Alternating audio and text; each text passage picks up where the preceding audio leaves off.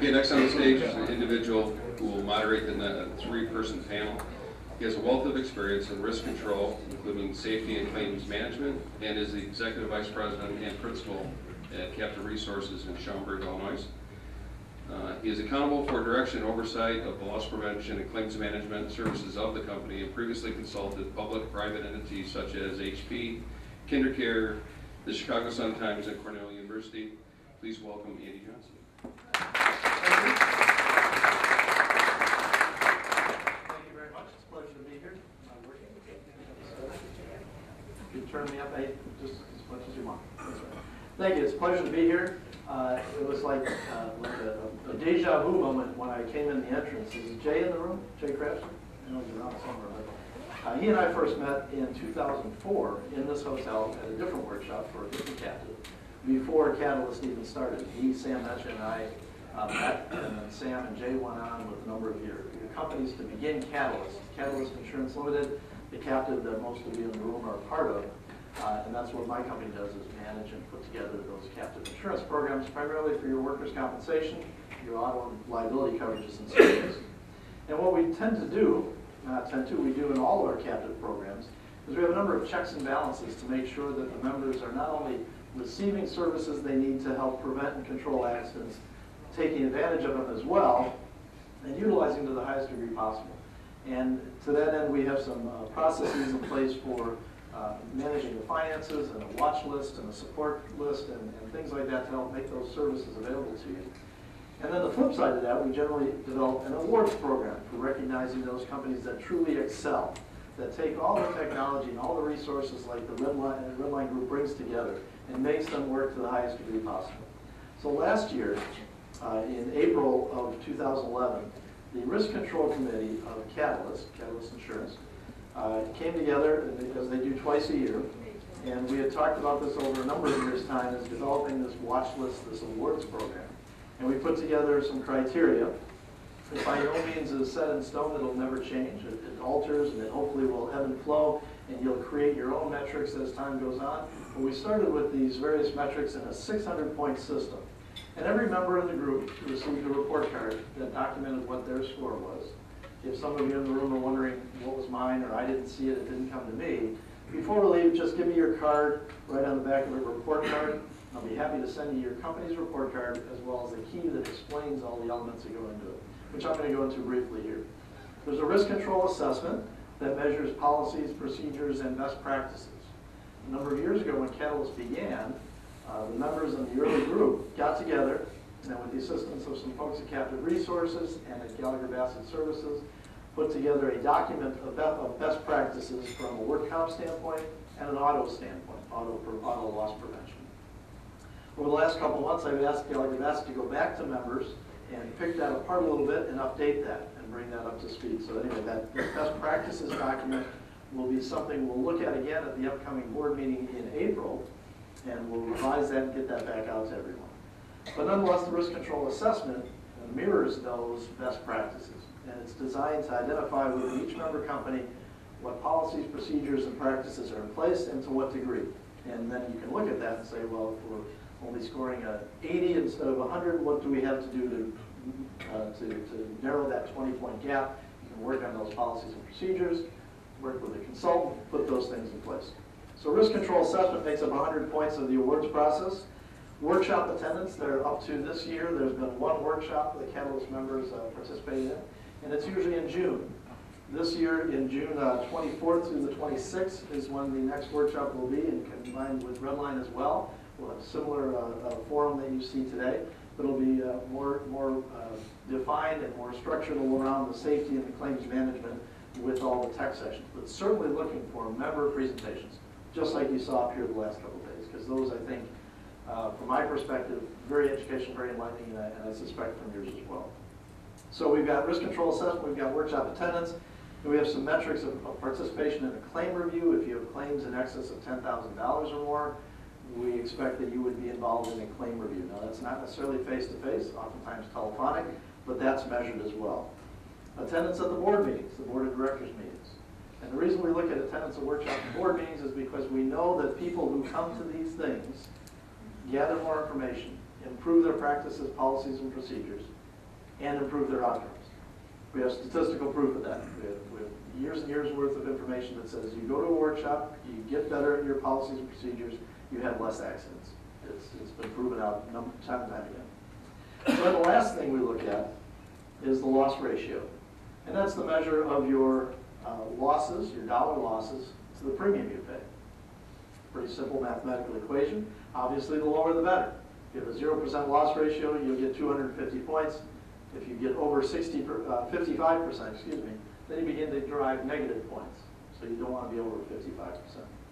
So again, if you want to see your report card, you haven't seen it, give me a business card or a piece of paper and just write report card on it. I'll get that to you within the next couple days.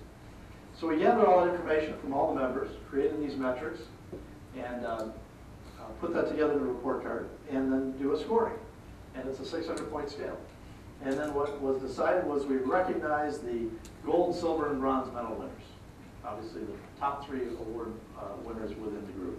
And then on the flip side, anybody who had a negative score on their report card is in what's called a watch list process. And that means the consultant will be talking to them, see what can be done. Was it a freak accident that blew out their loss ratio? What might have filtered into that? So those are the 2 ends of the spectrum. So fortunately today, we're going to have a panel, which are always fun to have, always educational. They're folks who do what you do for a living. They're in the same positions. They wear the same hats that you wear. So we're going to ask them to come up in a moment. I'll do some introductions. They're going to tell about their companies, what they do, what they feel made them successful in the position that they're currently in. And then we'll open it up for questions and answers. So please jot some notes down as we go, things you want to ask, either an individual or all 3 of them. And then we'll have Q&A after they're done explaining what their companies do. So our first panelist is Dawn Polo, if you want to start coming up here, Dawn, is the Director of Compliance and Risk at Alert Ambulance in Lakewood, New Jersey, where she has excelled in numerous operations, development, and administrative roles during her 15-year tenure there. So plenty of experience where you can tap her expertise. Skilled in the areas of risk management, compliance, workers' compensation, she possesses an impressive breadth of industry knowledge, so please welcome Dawn Polo. Next up is Britton Waldron. Come on up. With more than 25 years of industry experience and an executive partner, director and partner at silver medalist Star Plus EMS in McKinney, Texas. He started his career as a paramedic before moving into management roles at the county level.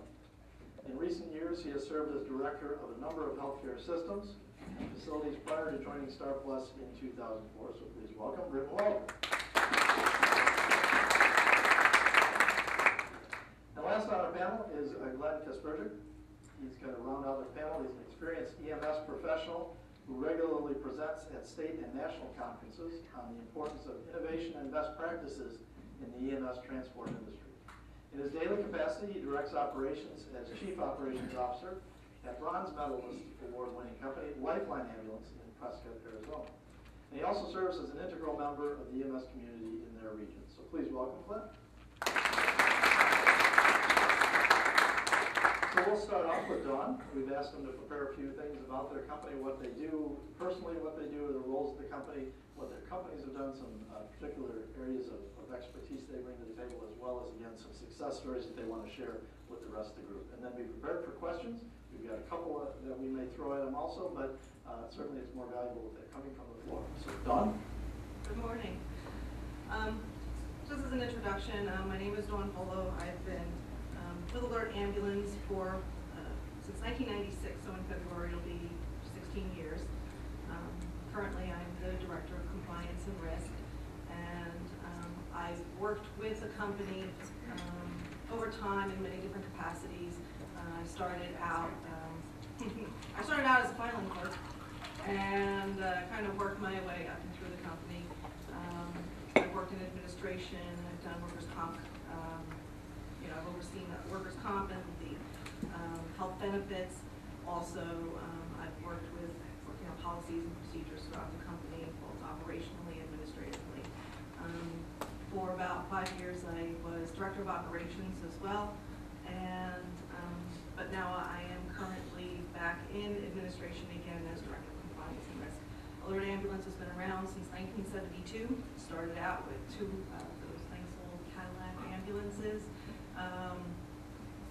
The Davises own the company, And, you know, like I said, started out with 2 ambulances, 4 employees, and now we have about 250 employees, and we have 92 vehicles, and we run around 77,000 calls a year.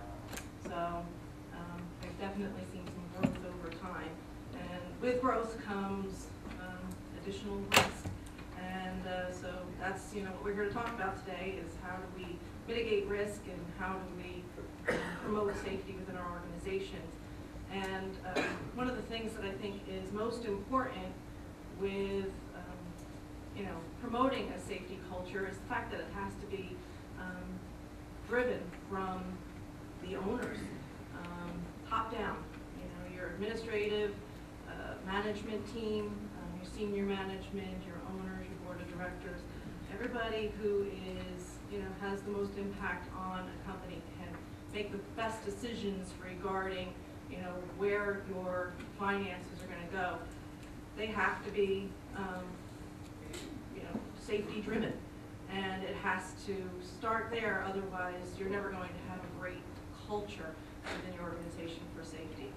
So that is one of the first things, and we've put many programs into place to look at safety, and as a culture, I think the biggest thing is that we look at safety from every single aspect of the company. So no matter what we're looking at, whether it's a policy or procedure, safety is a piece of it. If we're looking at a piece of equipment, safety comes into consideration when we're looking at that.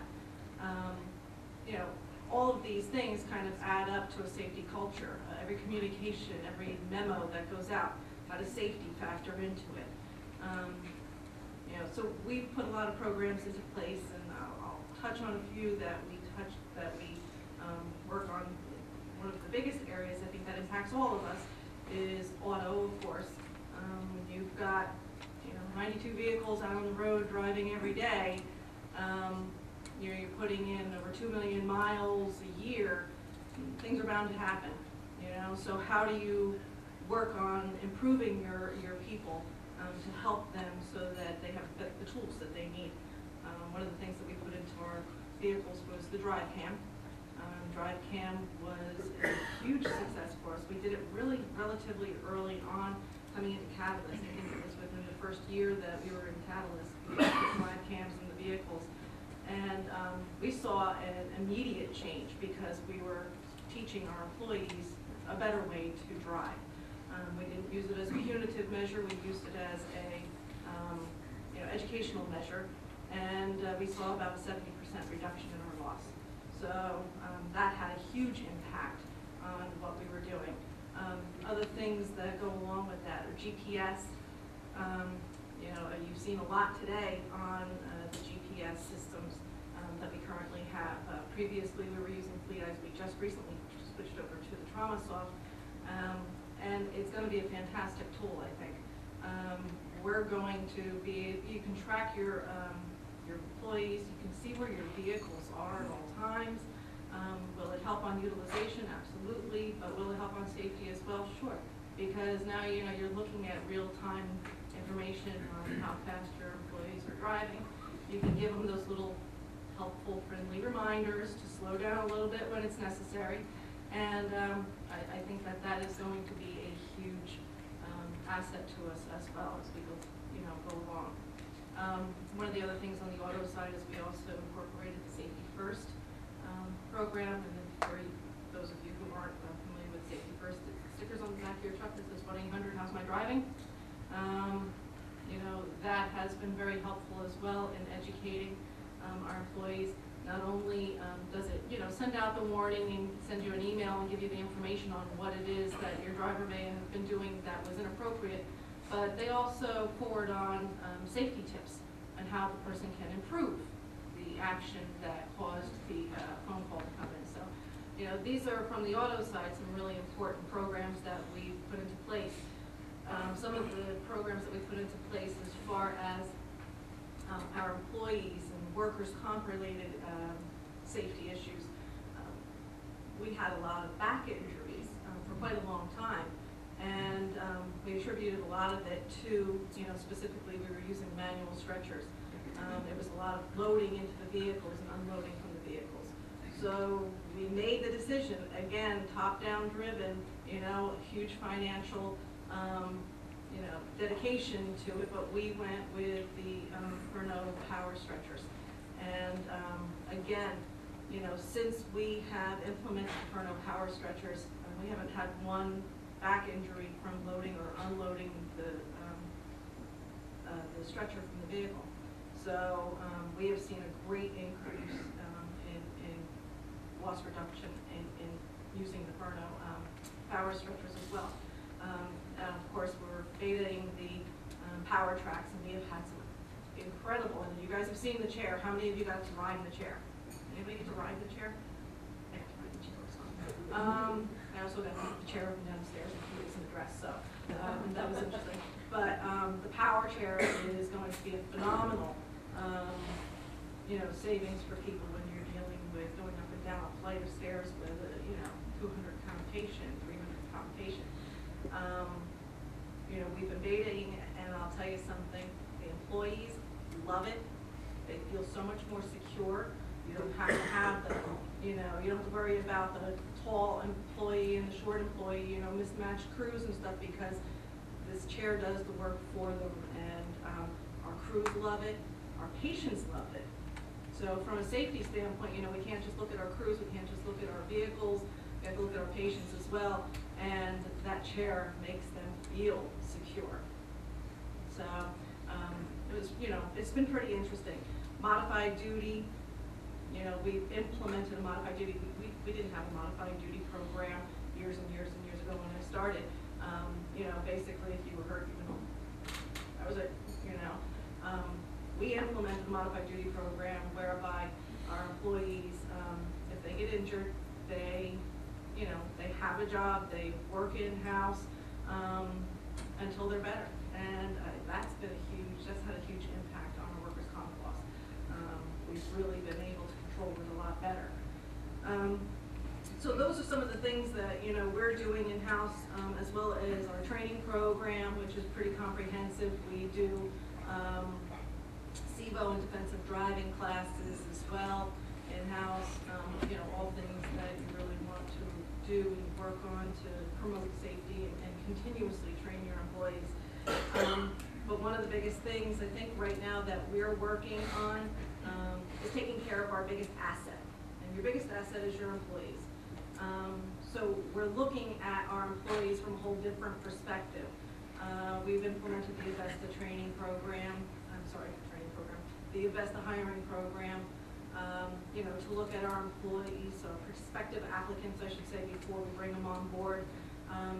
Bringing on people who have a better sense of safety awareness, I think is a huge thing.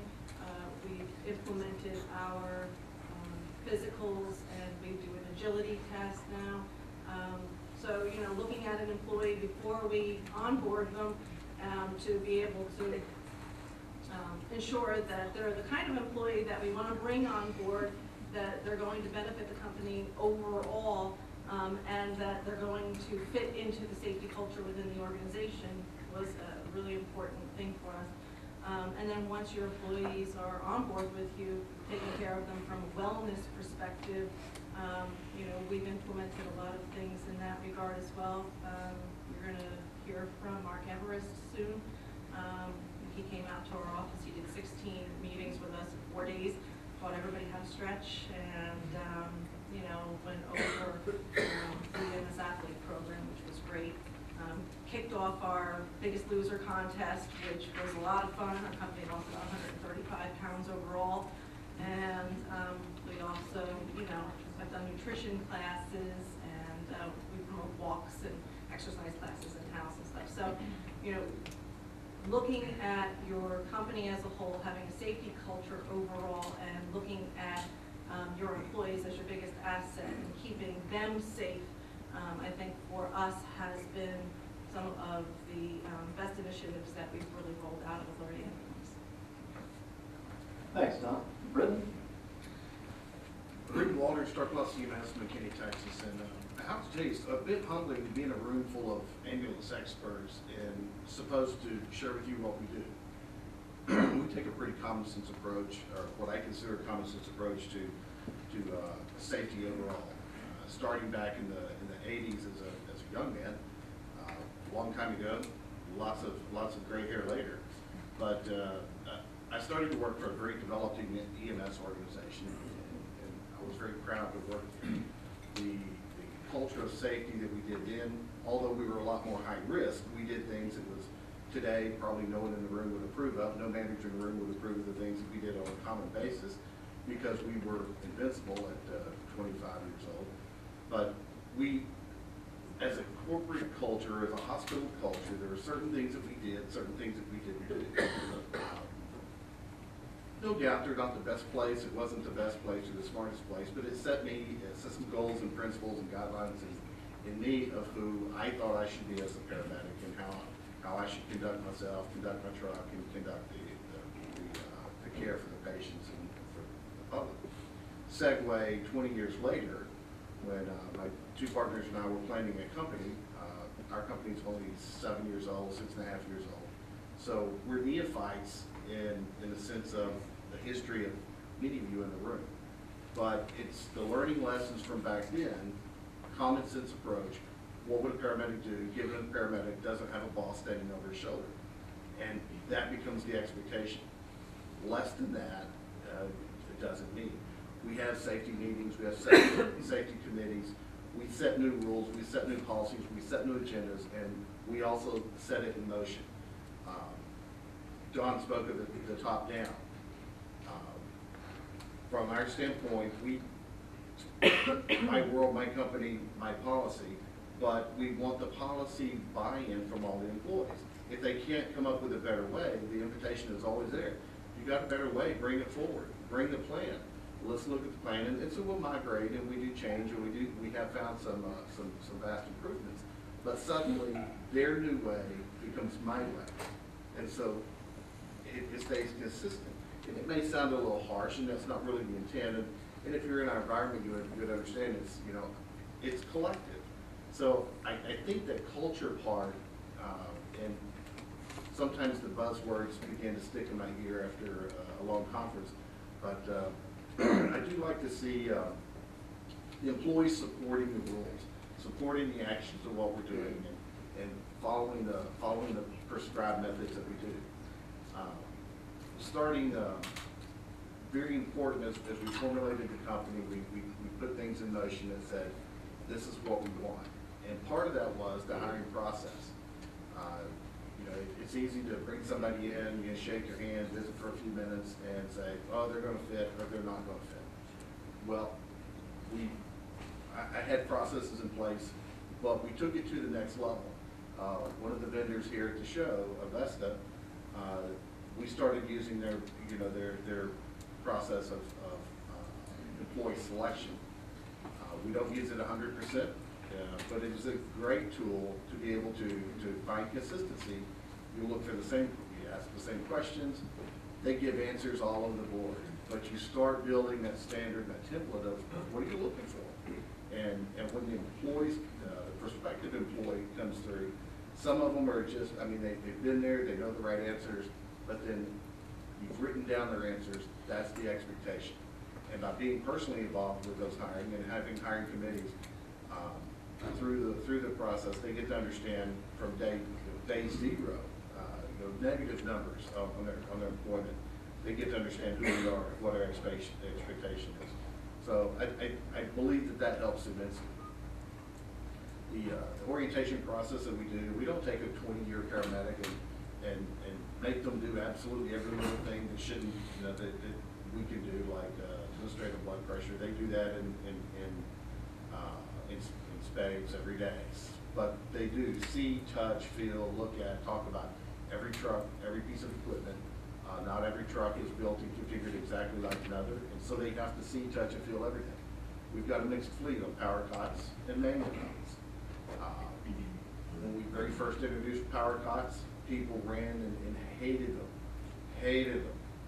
But once we got a few people who liked them, more people began to like them.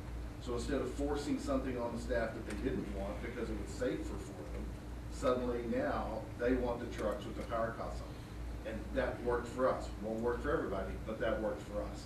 I learned many years ago when we changed cots. We had some horrible cots, put brand new things out there, and they were tearing them up because they hated them. So an ease of integration seemed to work quite well. From an SOP standpoint or standard operating procedures, expecting the people to not only just know that they exist, but they have actually read them. And so the question often comes up, what's the SOP say? I don't know. We'll go read the SOP and come back, and now let's discuss the question you just asked. So it's not that I don't want to give them an answer, or the supervisor not give them an answer, but it's the expectation that they already know what the expectations are, and that they live to it every day. Knowing that our crews will, that they're accountable not just for themselves, but they're accountable for their partner, and they're accountable for everybody else in the organization. We do, every day that I walk through the building, if I see something not correct, it used to be easier to fix it. Just make the immediate correction, clean the spill, pick up the cord, do whatever it is that you see that would be the trip hazard, the fall hazard, or the damage to a truck that would fall off the wall, a ladder that was leaned against the wall as opposed to secured against the wall, or an oxygen bottle not secured. But find somebody who's, it doesn't matter who it is, if it's the supervisor, if he's handy, he has to go on the walk. But find somebody to go on the walk and say, what's wrong here? What do we see here? And making them more aware that every time they walk through the place, the fan plugged in the walkway is not acceptable. Not here, not now, not ever. And so that then they have to stop what they're doing and go fix that because it wasn't fixed earlier. It seems a little, sometimes a little over the top, but suddenly we don't have fans plugged in a walkway any longer. So those things do work, but it's consistency and it's staying on top. For myself as the not only partner but a general manager, my other two partners, they're not involved every day. They come through the office, but expecting them to hold the same standard. Don't do what you can do because you own the place. Do the same thing that the crews would do who just walked in and started the job yesterday. We've got lots more. Dawn did a great job. Thank you. So I'm not going to take a lot more of the time to recap some of those things, but one of the things we do and that I think the crews really like, and it's caught in the act. If we catch them doing something right, we make it, we recognize it, we see it, and say thank you. Sometimes those thank yous go just a really long way. They're having a bad day, or somebody's having a bad day, and they come in and say, man, do you ever tell anybody thank you? It's like, well, let's just take a survey, and then walk into the room. Don, when was the last time someone around here told you thank you? And when they look at you or look at the other employee because they know what's going on, they say, well, supervisor, you or somebody else did. Just this morning, we were washing our truck, and you came and said thank you. Those are the things that I think helps give the employees buy-in and helps keep them on the right track. Thank you. Thanks, Brent. Glenn? All right. I'm Glenn Kasperzik. I'm the Chief Operations Officer with Redline Ambulance in Prescott, Arizona. We cover a service area of about 9,000 square miles. It's about the size of New Jersey. So a lot of the things that we do, we just mimic off of Don and Rob at Alert. So no, I'm not going to spend a lot of time rehashing. I think both of them really kind of explain the philosophies that I think a lot of us try to embrace here. And this is why we're here, to learn best practices, to learn how we can improve our organizations, make them safer. But I think, some of the key things is with that buy-in, and Dawn talked about driven from the top down, and that's where it absolutely has to start. But the employee buy-in is probably the most important part of that. So if we don't communicate well with our employees when it comes to safety and managing risk, and helping them understand how their behaviors really affect our bottom line and what we're doing, it's really a fruitless effort at that point. So I think a lot of safety programs and just kind of going to different conferences, and there's a lot of great ideas, but people just generally kind of forget about the employee aspect of that. So we do a lot of the same things here that they talked about, and certainly do them a little bit differently. And I know there's probably a lot of questions, so I'm not going to kind of rehash everything that we previously discussed. And I guess we'll go to Andy and get some questions and kind of ask how we do it and how we can help you be better. Very good. Very good. Give him a round of applause just for that. And hopefully what your company does, but it's been painless, right? It's painless, you're amongst friends. So now is the opportunity to ask questions. If you would please raise your hand, and somebody will get to you with a microphone so we can all hear you. No? Hold on. Okay. Charlie gets very upset if you don't get in the microphone. Thanks. For as many years as I can remember, the #1 cause of motor vehicle crashes was always attributed to excess speed and driver inattentiveness. I think since the technology of handheld devices, phones, and texting, it's now accelerated to distracted driving being the #1 cause of accidents. We're seeing it every day. We're getting ready to put together a plan to aggressively address cell phone use, texting, etc., and distracted driving. And if anybody else has already started that plan and has something in motion, we would certainly like to listen to some ideas. Question for the three of you then, what have you done? Yeah, we have a pretty extensive policy on that. Certainly drive cam deployment has helped with that because that's a behavior that you can have drive cam flagged for you. Again, when you roll the policy out, it's about communicating and the fact you talked about distracted driving being the #1 cause, and certainly it isn't a large factor we have to deal with. We have a set of policies. Certainly, we'll share them with you, but the key is communicating with the staff. However you do that, we use target safety, so anytime we make a large change in policy, we put it on that program. We make the employees read that, and then they acknowledge that they understand it. But then when we see that behavior, we bring them in individually, whether it's with the supervisor or the crew leader or the operations manager, and help them understand what that risk is to them and why that behavior has to be modified. And I can tell you, we still have, from time to time, we see it on drive cam, but a lot of it is really related to our newer employees and just reinforcing with them, and our younger workforce as well. They're so in tune to wanting the text and everything, but you got to communicate and explain the reasons why. Rick? Quickly, it comes up occasionally. Again, one employee is responsible for the other. If Johnny's doing it, Mary permits it. If Mary does it, Johnny doesn't stop it. If Mary refuses to stop it, he doesn't bring it forward. We have co-conspirators. And in our world and where we live and work, a few competitors in the room, sometimes they work for them the next week. I have a very low tolerance for exposing the public to risk of my moving billboard. So that does happen. But you hang a few on the fence, and they really it kind of takes a new notion of, wow, they're serious. Don't do that. And so that's being caught doing that is pretty high risk. Anything, Don, from your perspective on this? Actually, we pretty much mirror what you guys are doing. We have extensive policies. You get caught once, and it's a warning with a suspension. Second time, it is termination. And that's for cell phone use, texting. Doesn't matter whether you have a hands-free device or not. It doesn't matter. If you're driving the vehicle or if you're with a patient and you're doing it, and you probably all heard the stories of people with patients walking down the hall on their phone, talking to their girlfriend or boyfriend. So looking at it not just from the safety aspect, but from a customer service aspect as well. We've got some pretty strong policies. Drive cam catches it, on occasion. Sometimes we've had our coworkers reporting it as well, simply because of the fact that they are concerned. They know how dangerous it is.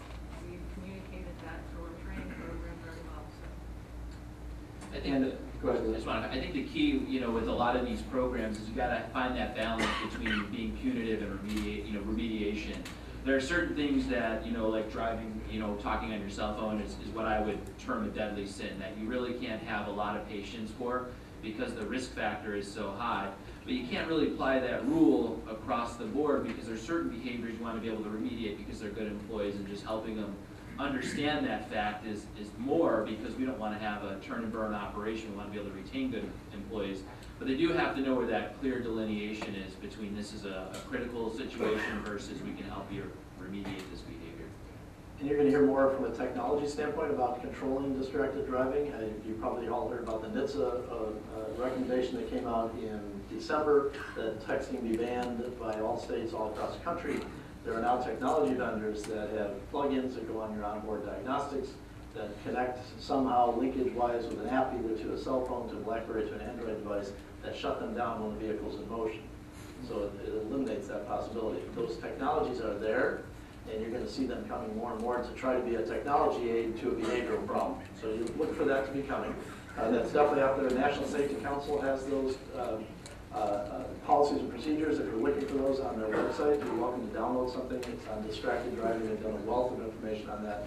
And look for technology vendors to be coming up with those solutions as well, which is, when you look at 10% of all the fatalities in the United States, roughly 35,000 vehicle-related fatalities every year, 10% documented attributable to distracted driving. So how many are not documented attributable to distracted driving? So we know it's a problem. There are things out there to work on. I think we have time for one more question. Charlie, timing-wise? Yeah. Maybe a couple more? Yeah, we're at... Wait, Jay, hold on a second and see if there's a member who has a question here. Jay, hold your hand and wait for the mic. You want me to hold my hand? Hold your hand. I'm not sure what that does for you, but... It makes you feel good. You know, as you come to these conferences, this one and others, you see a lot of these new safety technologies that are on the exhibit floor, and most everybody in this room probably knows many of them. There's a lot of great products out there. You all talk about things, whether it's DriveCam or some of the other similar technologies. Most of the people here have probably heard of a lot of those. I'm sure a lot of people say, wow, these are great, but my gosh, the cost of implementation is so high. And I think there's probably some really interesting work we could do to demonstrate that even with the high cost, how much it can save you ultimately. I think everybody here has a sense of those things. I'm a little bit more interested in what things any of the three of you or all three of you have found that maybe we aren't thinking about at first blush. We're not thinking necessarily about the powered stretchers or the drive cams. Great devices. But what have you all found, whether it's on auto safety or work comp or whatever, that perhaps, whether it was an expensive product or service or an inexpensive one, was a surprise to you and gave you a real kick on your safety and loss control programs that you didn't expect? And I'd ask you to also consider in your answer not just things that were designed to prevent an incident in the first place, but once it's happened, whether it's in the claims handling aspect as well. Wow, Jay. Wasn't expecting that. I'll tell you, this is crazy. One of the things that cost us absolutely nothing, with the exception of some manpower, is we developed a code of conduct for our employees. We put 10 keywords together that meant something for our organization. And anytime there's an incident, we take a look and see how the code of conduct was violated. And I think the biggest part of that is the accountability when it comes to safety, and taking that measure and taking the responsibility as an employee and looking at that, looking in the mirror on a daily basis and saying, I have to live up to those standards.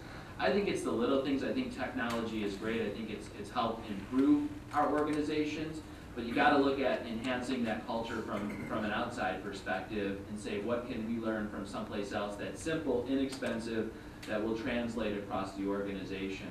And probably to your second part there, using that same process in an incident, I'll give an example, and this is something that kind of came about when we had back injuries, and we also have power cots. So we deployed the power cot, and we saw the back injury go down substantially. But what we've noticed over the last 18 to 24 months is an increase in back injuries again. So what we've done is we kind of said, let's go to our code of conduct and take a look at it top down. And what we think we found is the fact that we've made it so easy sometimes with technology for our employees that we forget about the unintended consequences of that. So that's where programs like EMS Athlete come in. You take it for granted that we take the lifting out of something when it comes to that, but we also did not account for the body mechanics and everything else that goes into it when somebody's bending down and picking up a stretcher constantly. So I would have to say that you have to think outside of the box when you're looking at any type of incident. Sometimes not rely on the technology and just get so blinded by technology that we forget there's other dynamics out there that may be causing it, and certainly you have to be willing to to open up your eyes sometimes, and it's kind of astonishing what you'll see if you're open-minded and you just say, well, we got power cots, the back injury isn't related to power cots. Maybe it's related to other lifting because people aren't exercising or using those same muscles that they used to do it on a normal basis. So, good question, Jay. Anything else? Any free advice of something free to you that you implement? Very quickly, Jay, as Glenn was rolling off some thoughts, and I'm thinking the same thoughts. It's like, wow, that's what Glenn said. And it's not the technology. The technology is a tool. The technology helps you. And the technology, we employ these things, and they're great. But finding employees with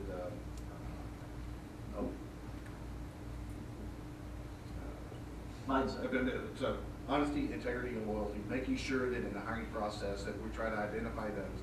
And it's two-way. It can't be just them to us. It's got to be us as owners and managers back to the employee, which helps go toward developing the culture that we're looking for. The accountability, the employees are accountable. They fail us, they fail. They fail themselves, they fail. They fail the patient, they fail. They fail, we fail. And so we're in it together. It's that two-way street. So how do we support the employees? How do we assure that they believe that we've got their back, they've got our back? It's the team, a little bit more the team portion of it. And in order to help refine that, we designed what we call the guiding principles. We stole some stuff from a lot of different places and put it together. Okay, it was supposed to be a joke. But anyway, we stole some stuff, we put it together, we call it our guiding principles.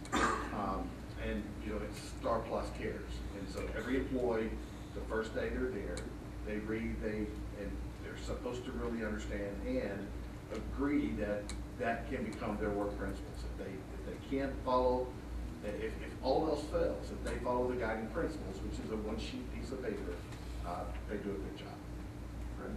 Don, anything else? I'm going to say that these guys have actually really hit the nail on the head in all of those things that they've talked about. I'm not going to be as profound. I'm going to give you something really quick, very inexpensive that we found actually at one of the risk seminars that we had, workshops with Catalyst. That if you're looking for something incredibly inexpensive that can help you with your workers' comp, your back injury stuff, try hefty garbage bags. We call them DSADs, because it's really inappropriate for you to go to your patient and say, hey, Mrs. Jones, I'm going to move you over. Let me just get the garbage bag. So we call them DSADs instead. It stands for disposable slide assist device. We take them, we fold them up, we put them into a baggie. The crews have them on the back of their stretchers. And let me tell you something, you can move a very large patient over relatively easily without having to worry about, pulling a big slide, assist mat out from underneath of them. You don't want to log roll a patient on a stretcher too much. They're not very profound, but inexpensive and can probably help you out in the long run, with back injuries. Fantastic. Well, give them a round of applause. Thank you for sharing the reason they're out there. The things they're doing are working. They're obviously experiencing some great success in their programs, policies, procedures, best practices, codifying their culture within their organization. And while I'm on that, you're welcome to take your seats back down. We're going to get Mark up here to get rolling on the next part. While I'm talking about culture, and they alluded to it numerous times in numerous ways in what they talked about, we had a pilot group doing some culture survey work. We'll have a report on that at the next board meeting with a company called Safety Performance Solutions to help identify what those key elements of the positive, of the good culture within a company that roll down into positive results.